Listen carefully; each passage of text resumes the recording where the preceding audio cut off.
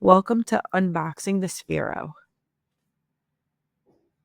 First, you're going to find the box, open it.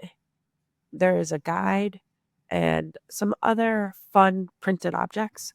The Sphero, the stand, and the charger. The Sphero is going to be a little bit heavier on one side. That is the bottom. The cord is going to plug into your dock and then a USB. And you have your dock for the Sphero. Check this out. It's all shiny and new. You can tell it where to sit it down in the charger, a little LED thing.